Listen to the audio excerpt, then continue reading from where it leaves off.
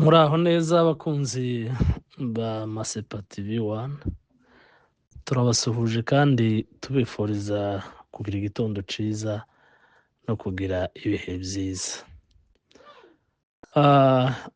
Kuri mikoro za Masepa TV 1 muri kumwe nanjye Makombe Patrick, mugiye kubagezaho incamake y'amakuru akomeje kuvugwa mu mujyi wa Goma. Ubwo ni mu burasirazuba bwa Repubulika Iharanira Demokarasi ya Kongo. Rero mbere y'uko tuyinjira imuzi, nagira ngo n'ubundi tubasabe gukora subscribe nimba utarayikora kugira ngo muduteze imbere.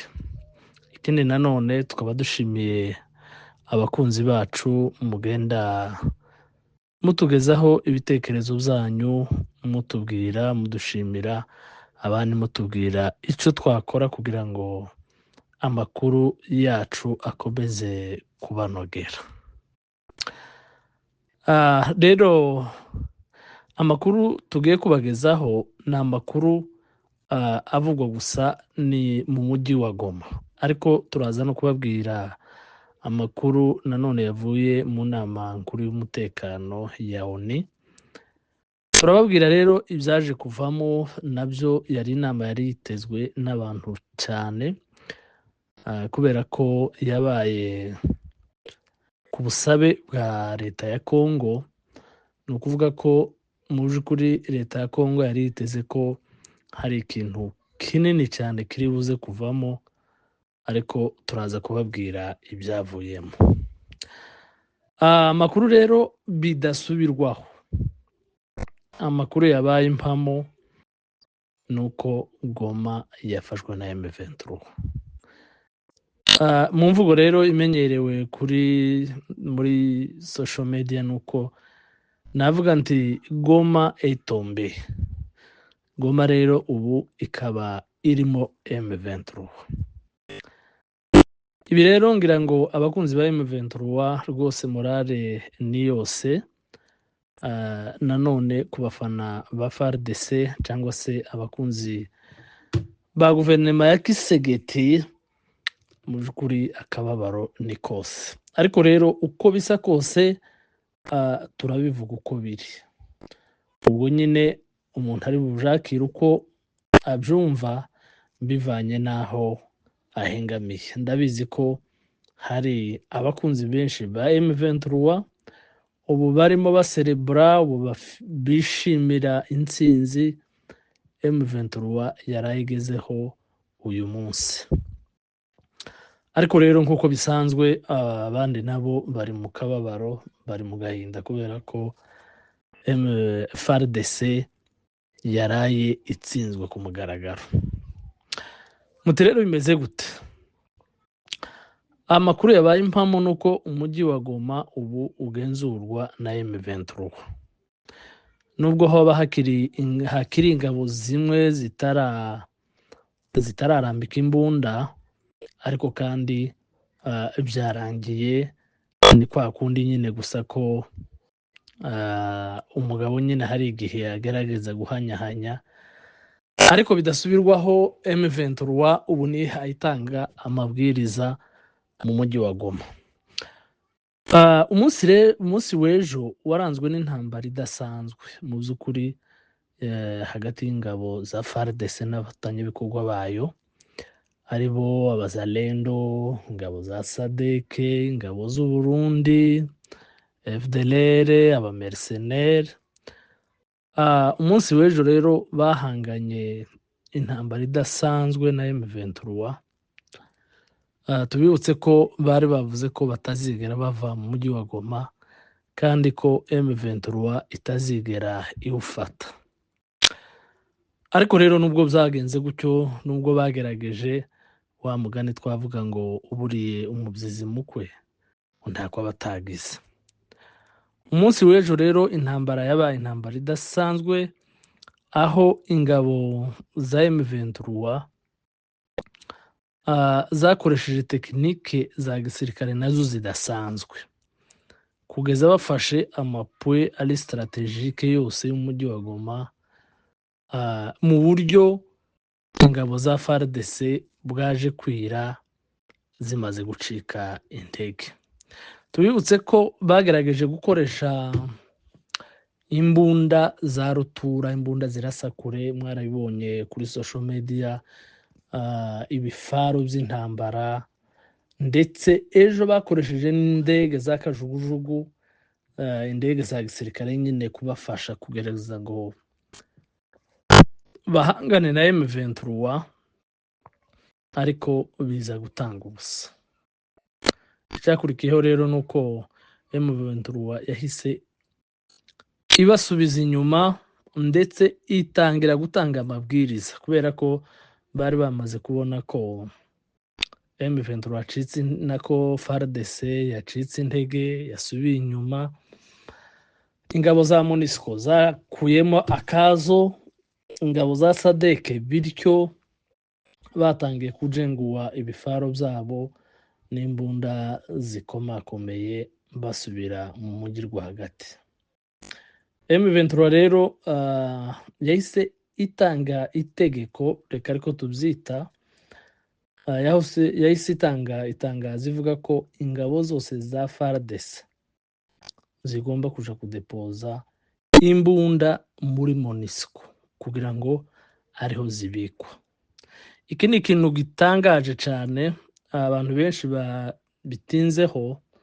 Hari umuntu wanditse ku rukuta rwe rwa X aravuga ngo mu gihe ingabo za FARDC zavugaga ko M23 ari igomba gusubira sabyinyo kandi ikadepoza imbunda, byahindutse uyu munsi M23 niyo yategetse FARDC kudepoza imbunda muri MONUSCO.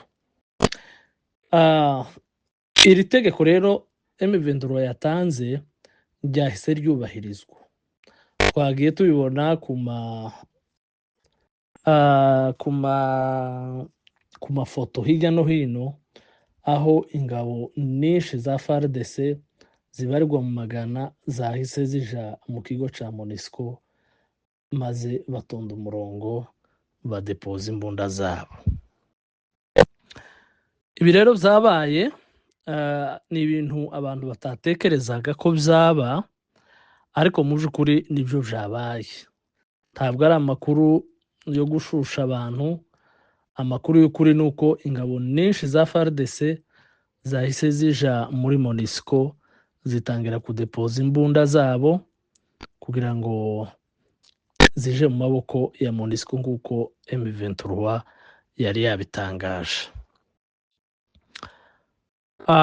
Ikindi nanone twavuga nuko M23 yahise isohora itangazo ivuga ko ikibuga c'indege gifunzwe, ndetse n'ibikorwa byose byakorerwaga mu kiyaga ca Kivu ko nabyo bibaye bihagaze kugeza igihe kitazwi, cyangwa se jusqu'à la nouvelle ordre.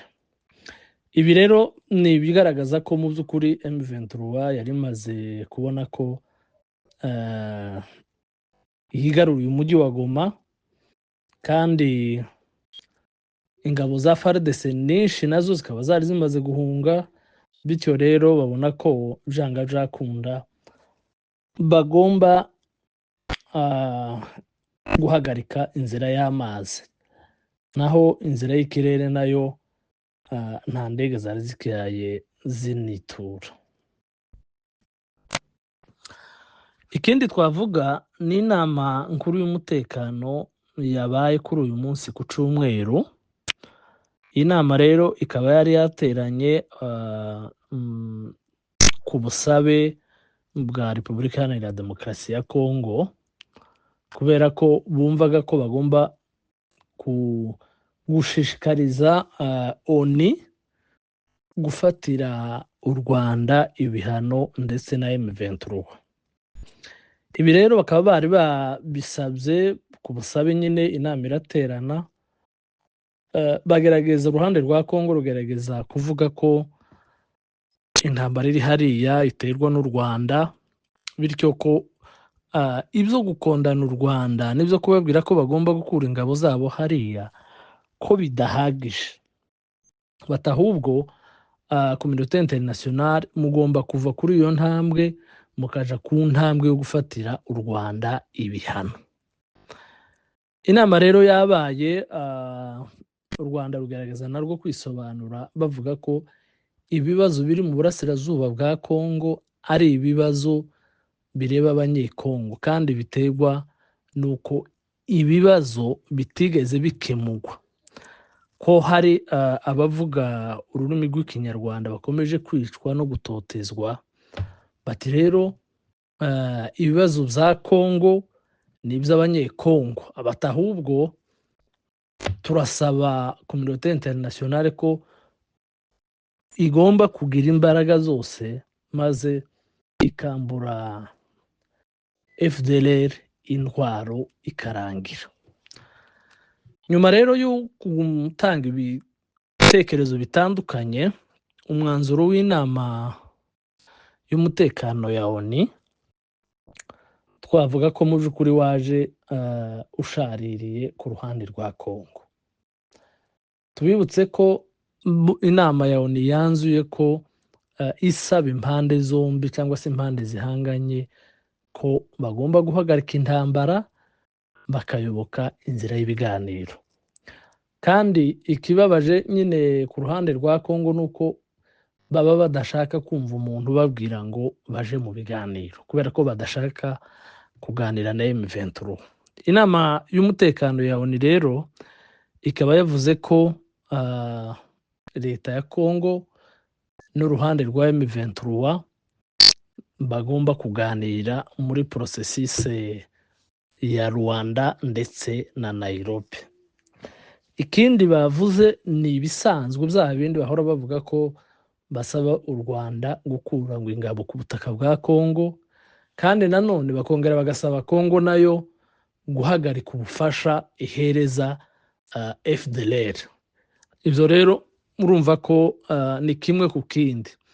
Hari ibyo bashinja u Rwanda ariko hari n'ibyo bashinja leta ya Kinshasa. Ibi nibyo rero niyo mpamvu navugaga nti uko bisa kose iyo myanzuro yaje ishaririye uruhande rwa Repubulika Iharanira Demokarasi ya Kongo.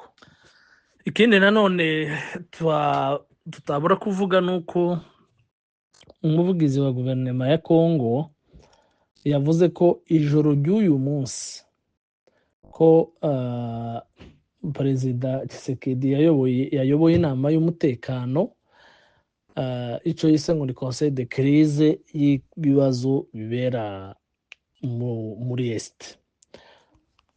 Minisitiri rero umuvugizi wa guverinoma yavuze amarenga ashaka kuvuga ko mu by'ukuri FARDC yaba yemeye kutarwana ku mpamvu zo kugira ngo irengera abaturage.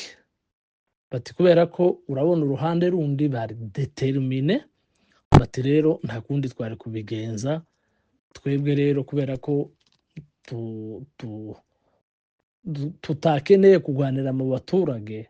Bati niyo mpamvu ingabo rero zishobora kuba zemeye zigakora reprise strategique kugira ngo bataza kugwanira mu baturage, abaturage bakahasiga ubuzima. Bati niyo mpamvu rero twemeye ko ingabo za FARDC zishobora kuba zitakomeje guhangana. Bati ntabwo twari tunaniwe kurwana, ariko rero ni ukugira ngo turinde abaturage bataza kuhasiga ubuzima ari benshi. Amakuru rero nuko niko byifashe kugeza ubu ngubu. Duhanze amaso icyo M23 iri buze kuvuga cyangwa se icyo leta ya Kongo iri buze gukora. Hagati aho abantu baribaza bati se none nimba Goma ivuyemo ubu M23 irakora iki? Iragumiza advancing cyangwa irakomeza iguma hiri kugeza wenda habayeho imishikirano? Ikindi nanone abantu bibaza baribaza bati se ingabo za M23 biragenda bite kominote internationale nikomeza kubotsa igitutu. Ibi rero nibyo abantu benshi bibaza, nabyo tuzagenda tubigarukaho tubaha umuco cyangwa se tubaha update y'ukuntu ibintu byifashe hariya kuri tere. Ariko bidasubirwaho, M23 yigaruriye umujyi wa Goma. Bavandimwe rero, reka ducumbikira aha tubasaba ko nimba utarakora subscribe wayikora kugira ngo uteze channel yacu imbere, kandi nanone